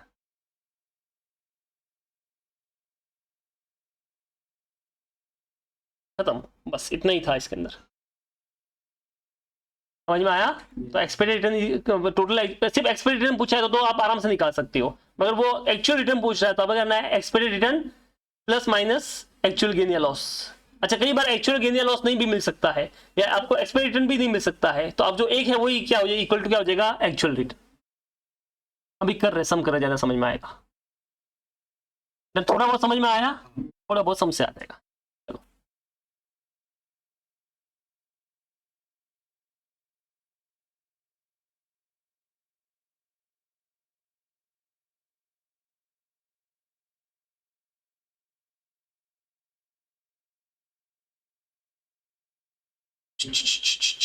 चलो क्वेश्चन नंबर 8 कर रहे हैं अपन।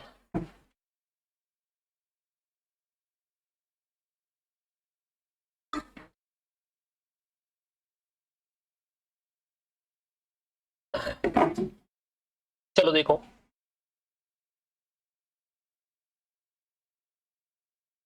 करें शुरू। अच्छा, तुमको एक बार मैं लिखा देता हूँ, तुमको क्या था इसके अंदर, एक फॉर्मूला बना लेते हैं अपन। सबसे पहले प्लान असेट, तो मैं इसको सिंपल लिखता हूँ, opening balance of plan asset, क्योंकि अगर मान लो लास्ट जो था तो ओपनिंग बैलेंस होगा ना, इसमें आपको ऐड करना है एक्सपेक्टेड रिटर्न। क्या ऐड करना है? ठीक है, क्योंकि नॉर्मली कंट्रीब्यूशन ईयर एंड में होता है। ठीक है, इसके लिए मैंने एक्सपेक्टेड पहले लिया, तो कई बीच में भी हो सकता है, तो वो आपको थोड़ा समझना पड़ेगा कि जहां पे भी कंट्रीब्यूशन हो रहा है उसके ऊपर भी इनकम मिलेगा। तो एक्सपेक्टेड, यहाँ पर एक काम करो, छोड़ो, एड कंट्रीब्यूशन और माइनस करना है बेनिफिट पेड। ठीक है, अब इसके ऊपर तुमको एक और चीज ऐड करनी है। क्या ऐड करनी है? Expected return. ये वाला इसमें ऐड हो जाएगा। ठीक है, अब जो बचेगा वो उसका नाम है closing value, closing balance of plan asset. समझ में आया? अब ये closing balance of plan asset है, इसको आपको फेयर वैल्यू से कंपैरिजन करना है। किससे कंपैरिजन करना है? तो closing balance of fair value of plan asset.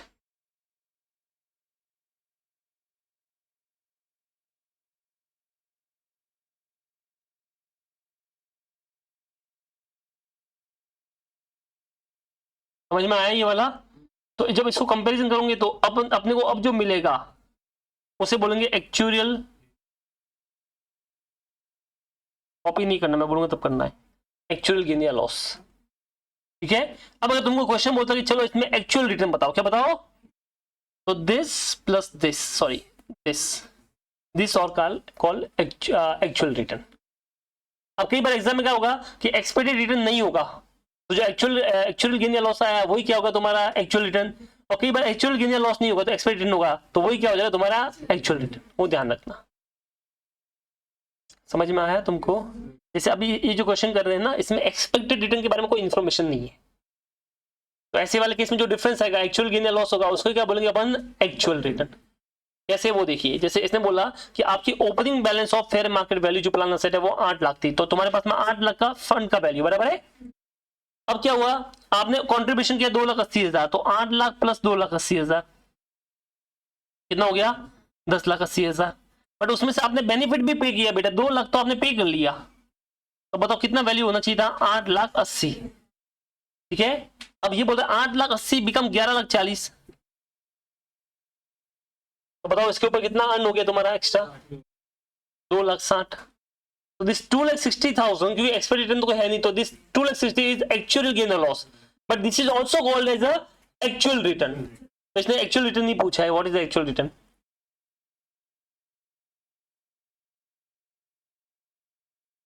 ये रहा।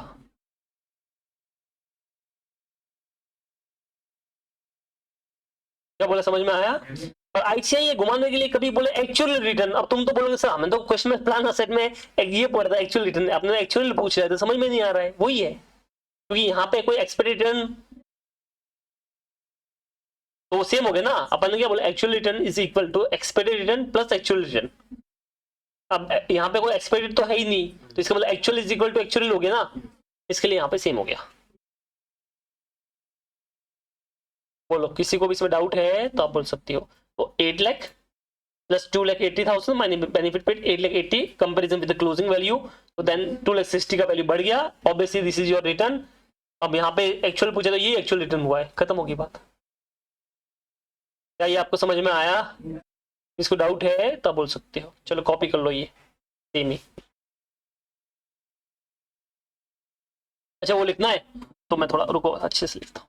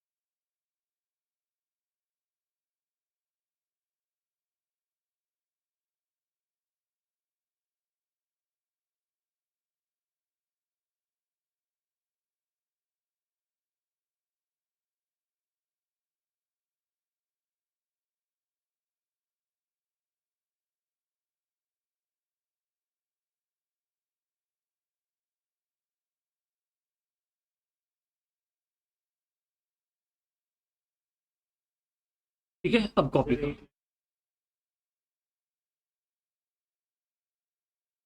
कॉपी किया आपने, स्टार्ट किया?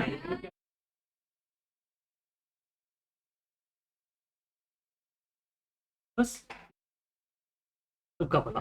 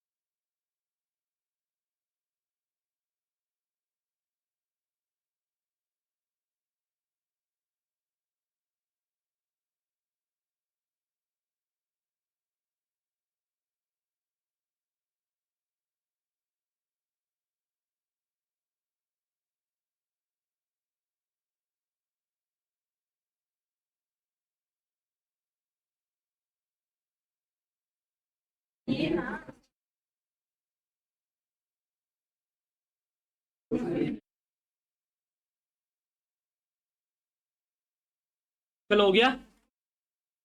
अरे कॉपी हो गया नहीं हुआ?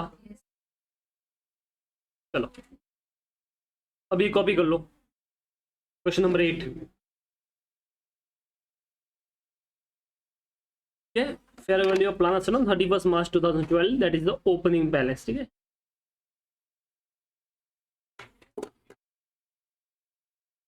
अब यहाँ पे कोई एक्सपेक्टेड रिटर्न था नहीं, आप चाहे तो डैश कर लो, कुछ है ही नहीं, तो ये का ये तुम्हारा वो हो जाएगा। फिर एक्चुअल गेन या लॉस भी सेम ये आ गया, एक्सपेक्टेड रिटर्न कुछ है नहीं, तो एक्चुअल गेन या loss is equal to actual return. समझे?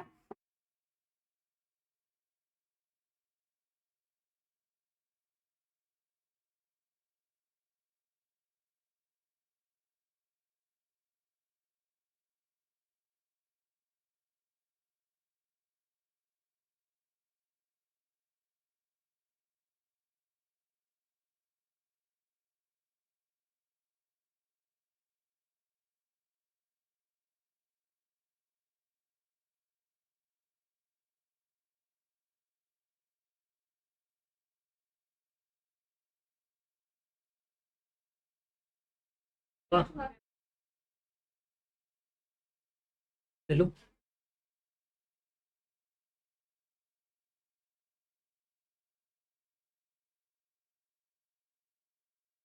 चलो डन, ये वाला तो हो गया तुम्हारा बढ़िया वाला। चलो एक और क्वेश्चन कर लेते हैं अपन।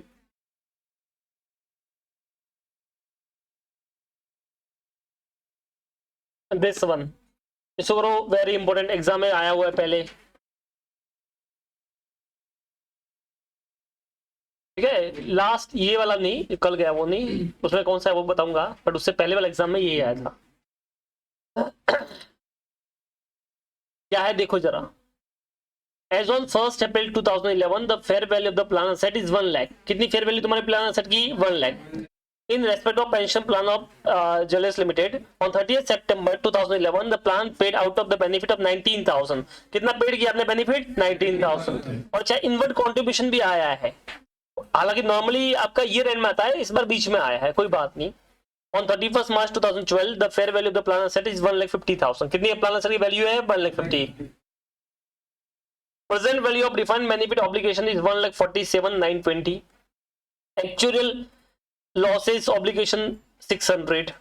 अब यहाँ पे क्या है देखो, on 1st April 2011 the company made the following estimate based on this market studies understanding the and the prevailing price. Interest and dividend income after tax payable by the fund 9.25, realized and unrealized gain on plan asset 2%, fund admin cost 1% and expected rate of return 10.25%। ठीक है, you are required to find the expected return and the actual return, दोनों चीज अपने को निकालनी है। सबसे पहले अपन एक्सपेक्टेड निकालते हैं। एक्सपेक्टेड रिटर्न तो बड़ा सिंपल है, जो अपन ने ऐसे समझिए, एफडी समझिए कि आपके पास में स्टार्टिंग में जो एफडी थी वो 1 लाख की थी, फिर आपने बीच में 30 सितंबर को और एफडी की 49,000 की, पर कुछ एफडी तोड़ दी 19,000 की। तो अच्छा, एफडी पे रेट कितना है 10.25% का, बट ये एनुअल है, तो अपने बीच में की, तो अब कैसे होगा, इसके ऊपर तो एनुअल मिलेगा 1 लाख के ऊपर। तो अब या तो आप 49 पे ऐड करो, 19 पे माइनस करो, या नेट कर लो, नेट कर ले। 49 का कंट्रीब्यूशन आया है, 19 का पेड किया है, तो पैसा कितना बचा होगा बताओ, 30,000। तो अब जो बाकी वाला होगा 6 महीने का, वो कितने पे होगा, 30,000 पे, क्योंकि सेम डेट पे हुआ है। समझ में आया? चलो करके दिखाओ मुझे कितना आता है इंटरेस्ट एक्सपेक्टेड रिटर्न, बताओ, करो निकालो।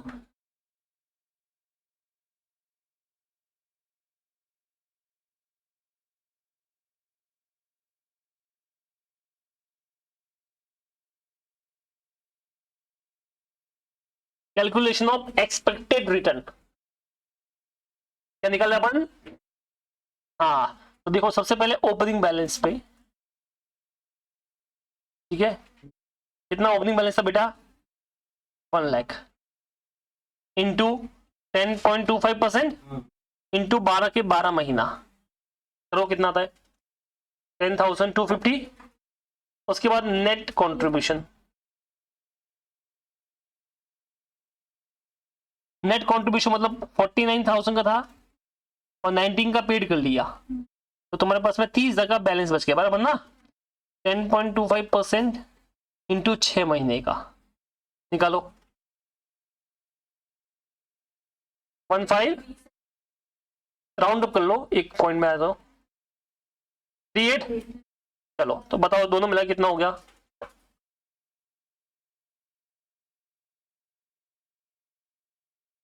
$11,788। 11,788 ना, ये वाला। एक बार तो ये देख लो क्वेश्चन पढ़ के, कुछ ये समझा कि नहीं समझा बताओ मुझे। आगे बढ़ते हैं, तो ये इलस्ट्रेशन ये भी हो गया बराबर ना। अब बचा है लास्ट अपना इलस्ट्रेशन नंबर 8, बाकी तो हो गया ना, ये हो गया। पीछे प्रैक्टिकल में ये सेम का सेम है, होमवर्क रहेगा, ठीक है। 9 लास्ट इलस्ट्रेशन देख लो आप लोग, ठीक है, इसको भी इंपॉर्टेंट मार्क कर ले।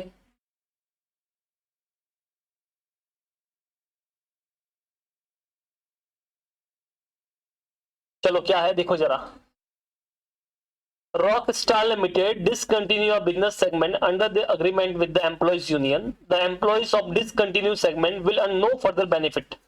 This is curtailment without settlement. अब ये curtailment क्या होता है वो सुन लो, कि नॉर्मली क्या होता है, जैसे मेरी कंपनी है, उसमें अलग अलग प्लांट लगे हुए, अलग अलग फैक्ट्रीज है, तो मान लो जैसे एक फैक्ट्री में ये एम्प्लॉय लगे हुए, एक फैक्ट्री में ये एम्प्लॉय लगे हुए, अब मैं ये फैक्ट्री बंद कर रहा हूँ, वॉट एवर रीजन बंद कर रहा है, तो ऑब्वियसली ये एम्प्लॉय क्या हो जाएंगे, बेरोजगार हो जाएंगे, हो जाने दो, अपने हो गया, ठीक है। तो क्या कर सकते हैं, वो तो बंद करनी तो करनी है अपने को, ठीक है। अब दिक्कत क्या है कि इसका फोन बजा, तो अब ये लोग जाएंगे तो दिक्कत नहीं, अपने को बढ़िया है, क्योंकि अब इनको पेंशन पे करना, इनको ग्रेचुटी पे करना, समझ में आया कि नहीं आया? अब ये दो वे से हो सकता है, एक होता है विद सेटलमेंट, एक होता है विदाउट सेटलमेंट। विद सेटलमेंट क्या होता है कि ये लोग में से मान लेते हैं ये 4 लोग जो आएंगे तो बड़े नालायक है, ये आए बोले सर ऐसे निकाल दो उन्हें, फिर हमारा तो ग्रेचुटी का पेमेंट और बाकी पेमेंट और सब नुकसान हो रहा है, ऐसे ऐसे हम तो केस करेंगे, ये करेंगे। मतलब चुप, ये ले 50,000 निकलो, चुपचाप लिए और निकल गए। वो बेचारे उनको पता ही नहीं क्या है, वो तो ऐसे निकल गए। समझ में आया कि नहीं आया? This is called without settlement, और एक होता है विद सेटलमेंट। ठीक है, हाँ आगे देखो, because employ will continue to receive benefit for service render before discontinuous of the business segment. ठीक है, अच्छा विदाउट सेटलमेंट क्यों किया, क्योंकि वो पहले से बेनिफिट तो ले ही रहे थे, हमने बोला कोई बात नहीं, चलो बढ़िया है। अच्छा कटलमेंट से क्या होगा वो समझिए, मेरी जो ग्रॉस ऑब्लिगेशन है वो कम हो जाएगी। ग्रॉस ऑब्लिगेशन क्या हो जाएगी, क्यों कम होगी, क्योंकि अब इतने लोगों को जो मेरा फंड होगा वो सबका होगा, अब उसमें से इतना तो पे करना ही नहीं पड़ेगा, तो मेरी जो लायबिलिटी थी डीबीओ जो बनाया हुआ डिफाइंड बेनिफिट ऑब्लिगेशन वो कम करना पड़ेगा अपने को, तो कम करना पड़ेगा। ठीक है, तो अपनी ग्रॉस ऑब्लिगेशन कम हो जाएगी। Reason including change in the actual assumption made before settlement, क्योंकि अब जो एक्चुअल है उसने तो हिसाब सबके हिसाब से किया होगा और उसने इंक्रीमेंट भी उसी हिसाब से माना होगा, बट अभी क्या होगा, ये तो गए, तो अब इनका इंक्रीमेंट होगा नहीं, तब होगा नहीं, तो ये सब भी चेंज हो जाएगा। चलो, if the benefit are determined based on the last pay drawn by the employees, the gross obligation reduced after settlement because the last pay earlier assumed is no longer valid। तो last drawn salary के हिसाब से माना होगा। अच्छा मान लेते हैं कि इनको मैंने इधर शिफ्ट कर लिया सपोज करो, तो इनका सैलरी भी कम कर लिया, उधर ज्यादा हुआ कुछ किसी का, तो अब मैंने बोला वहां पे 50,000 मिला था, यहाँ पे जो कम काम है 20,000 देगा, रहना तो रो ना जाओ, तो कुछ लोग मान लो इधर भी आ गए बेचारे, चलो सर ठीक है 20 तो 20 क्या करे, समझ में आया कि नहीं आया पैसा। तो ये सब एक्चुअल एजम्पशन चेंज होगी, इन सब की वजह से बहुत सारे रीजन हुए होंगे इसमें, उन सब की वजह से क्या होगी, एक्चुअल एजम्पशन क्या होगी, चेंज।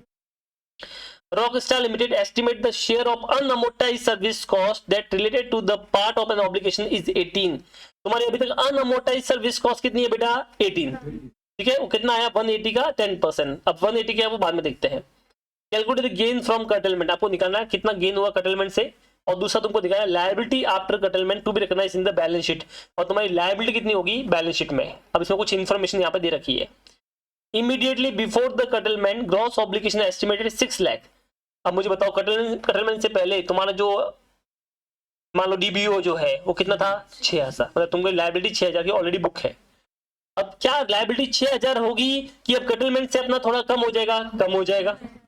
ठीक है, तो अब ये नीचे दे रहा है कटलमेंट रेड्यूस द ऑब्लिगेशन बाय 600, कितना कम होगा अपना 600। तो अब 6,000 में से 600 गया तो अपनी कितनी बचेगी 5,400। ये समझ में आया। अब समझना मैं क्या बोल रहा हूं कि अपनी इसके अंदर अनअमोर्टाइज्ड पास सर्विस कॉस्ट कितनी थी बेटा 180, कितनी थी अनअमोर्टाइज्ड पास सर्विस कॉस्ट 180। ठीक है, अच्छा सामने आपने जो इन्वेस्टमेंट किया होगा वो 5,100 का किया है, उसमें कोई दिक्कत नहीं, वो तो रहने दूंगा, उससे कोई फर्क पड़ने वाला नहीं है। अनअमोर्टाइज्ड पास सर्विस कॉस्ट 180 थी। ठीक है, इसमें से आपकी जो ये जो अपन कटलमेंट है जो लोग निकाले उसके रिगार्डिंग कितनी थी 18। समझ में आया। चलो इतना इसने बोला है। अब सबसे पहले तो ये देखते हैं, पहली चीज तुमको कटलमेंट से कितना फायदा हुआ पहले तो वो देखना है। अब मैं क्या बोल रहा हूं ध्यान से सुनना। अनअमोर्टाइज पास सर्विस कॉस्ट को मैंने नाम दिया था प्रीपेड एक्सपेंस जैसा, अगर तुमको याद है तो मैंने बोला था कि अपने प्लान में चेंज हो गया। क्या हो गया अपने प्लान में, जैसे कि पहले जब अपन ने बनाया होगा तो अपने दिमाग में फिक्स होगा कि ये एम्प्लॉय भी होंगे, अब ये एम्प्लॉय भी होंगे। अब क्योंकि ये एम्प्लॉय जा रहे हैं तो अपना प्लान नीचे अमेंडमेंट हो गया। क्या हो गया, ये प्लान क्या हो गया अमेंडमेंट। समझ में आया। तो इससे क्या होगा अपनी पास सर्विस कॉस्ट होगी अनअमोर्टाइज वो भी चेंज हो जाएगी। अब इसमें दो तरह की पास सर्विस कॉस्ट होती है, पहली होती है वेस्टेड, दूसरी होती है अनवेस्टेड। वेस्टेड जो होती है कौन सी होती है, ठीक है, वो तो उसके हिसाब से जो भी साल वाले उसके हिसाब से आएगी, बट जो अनवेस्टेड होती है उसको अपन एज अ प्रीपेड दिखाते, क्या दिखाते हैं एज अ एक तरह से असेट दिखाएंगे। क्या बोलेंगे, एक तरह से दिखाएंगे अपन असेट्स। अब मुझे समझ के बताओ कि यहाँ पे अनअमोर्टाइज पास सर्विस कॉस्ट तुम्हारी 180 थी ये वाली, तो ये तो करना यहीं पे खर्चा था, तो तुम्हारा खर्चा कम हो रहा है कि नहीं हो रहा है, हो रहा है। तो कितना खर्चा कम हो रहा है बेटा 180 का। अच्छा इसके अलावा तुम्हारा ये 18 का असेट भी तो कम हो रहा है, और तुम्हारे कटलमेंट से जो ऑब्लिगेशन रेड्यूस हो रही है वो 600 हो रही है। अब पहले तो आप मुझे ये बताइए तुम्हारी ग्रॉस ऑब्लिगेशन नेट कितनी कम हो रही है, ग्रॉस ऑब्लिगेशन कितनी कम हो रही है वो बताओ। 600। अरे भाई ऑब्लिगेशन 600 कम हो रही है ना, बट वेट 600 के सामने तुम्हारा एक असेट भी कम हो रहा है 18, और रियल में असेट नहीं था बट असेट जैसा था। जैसे prepaid expense is not your asset, real में क्या असेट है, खर्चा ही तो एडवांस में दिया है। तो ये भी एक तरह से अनअमोर्टाइज जो है ना, वो भी एक तरह से असेट के जैसा होता है, प्रीपेड एक्सपेंस होता है। तो अब मुझे बताइए क्या वो भी कम हो रहा है कि नहीं हो रहा है?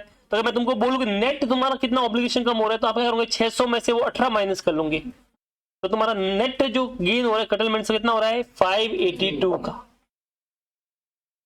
क्या बोला, समझ में आया? तो ग्रॉस ऑब्लिगेशन तुम्हारी कम होगी 600 से, लायबिलिटी कम होगी, बट सामने का एसेट भी कम हुआ 18 से, तो नेट तुम्हारा कम हो गया 582 गेन हो गया, मतलब फाइनल गेन। इसके अलावा इसने एक और चीज पूछी है, बैलेंस शीट में क्या इफेक्ट होगा वो बताओ। अब बैलेंस शीट की बात कर लेते हैं। सबसे पहले बैलेंस शीट में लायबिलिटी आएगी, क्या आएगी? कितना ग्रॉस ऑब्लिगेशन था, 6000 था, बट 6000 में से 600 ऑब्लिगेशन कम हो गया।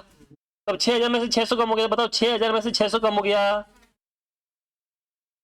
5400 बच गया। उसके सामने तुमने कितनी असेट बना रखी थी, 5100, तो कितनी लायबिलिटी बच रही होगी, 300। अब 300 में से आप खुद बोल रहे हो कि ये अनअमोर्टाइज्ड पास सर्विस कॉस्ट जिसको आप प्रॉफिट लॉस में डालने वाले थे, वो तुम्हारा कम हो गया 180 का, बट 180 के सामने अगेन 18 की तो असेट ही थी, तो जो नेट तुम्हारी बची है वो कितनी बची होगी बताओ, 162। तो 300 में से 162 का तुम्हारा तो पास सर्विस कॉस्ट का वो बेनिफिट हो गया, जो पहले राइट अप करने वाले थे, करने वाले नहीं हो, तो बताओ कितना लायबिलिटी अभी बुक करोगे, 138 का।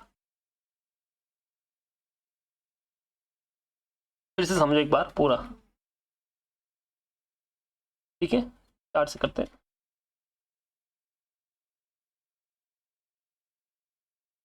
इसमें क्या अब तक जो भी पढ़ा सब आ गया, ध्यान से सुनना क्या है।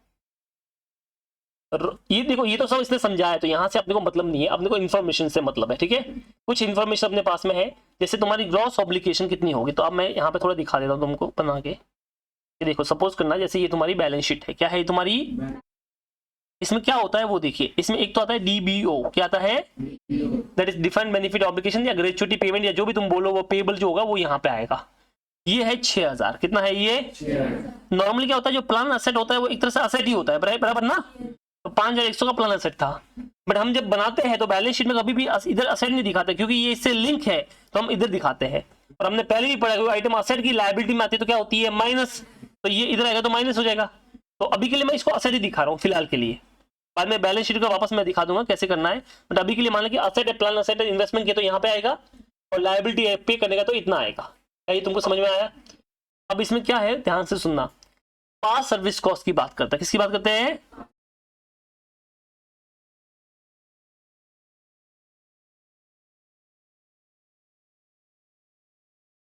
तो क्योंकि आपके प्लान में चेंज हुआ है तो आपकी जो लायबिलिटी है वो भी सब चेंज हो जाएगी, और सब कुछ चेंज होने वाला है। तो मैंने क्या बोला, पुरानी जो सर्विस का तुम्हारा डेटा था वो भी चेंज हो गया, तो इसके हिसाब से तुमको कितना अभी पास सर्विस कॉस्ट अमोर्टाइज करने को आने वाला था, मतलब इस साल राइट ऑफ करना पड़ता, वो बताओ 180 का, कितना करना पड़ता,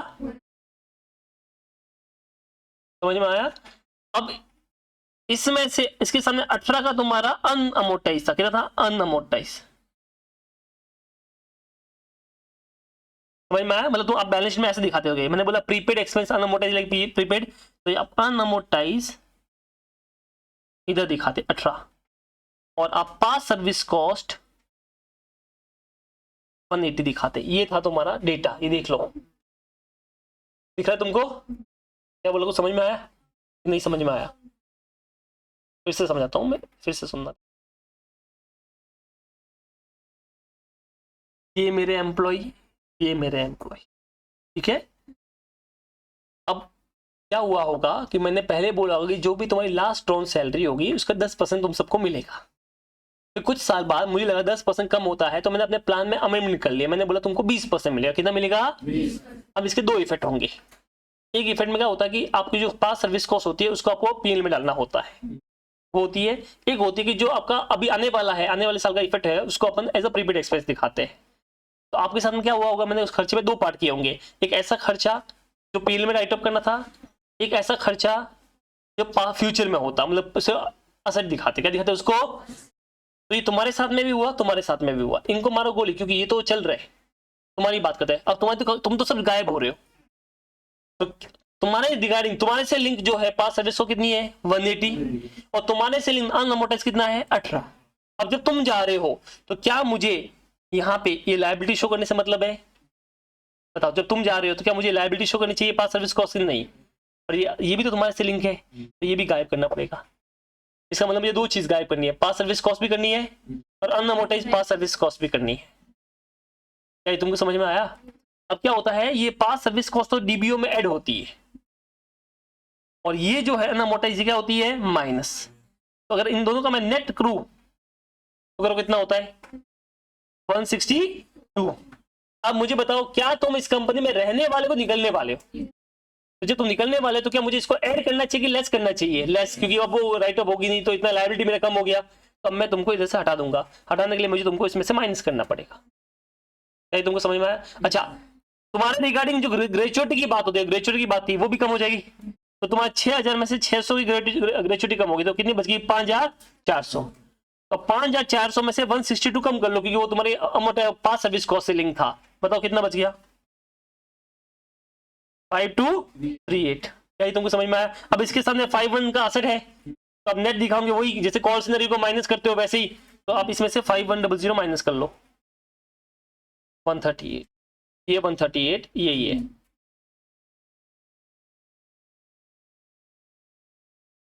समझ में आया? बस वो प्रेजेंटेशन ऐसा था, बाद में ऐसे प्रेजेंट करते, बाकी चीज यही थी।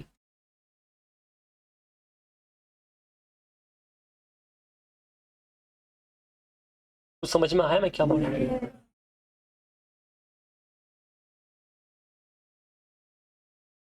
ठीक है,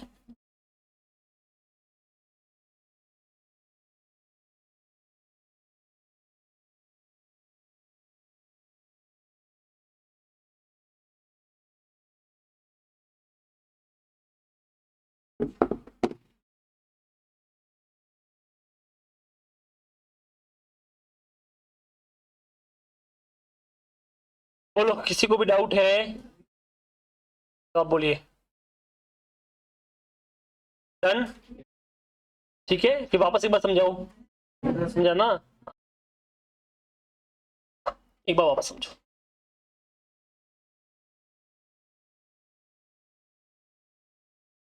इससे समझो, अभी तो कॉन्फिडेंस नहीं आया तुम्हारे अंदर, नहीं आया है। सुनो सुनो, वापस समझो मैं क्या बोल रहा हूँ, ठीक है? जैसे मान लो मेरी कंपनी में ये सब एम्प्लॉइज है, ठीक है?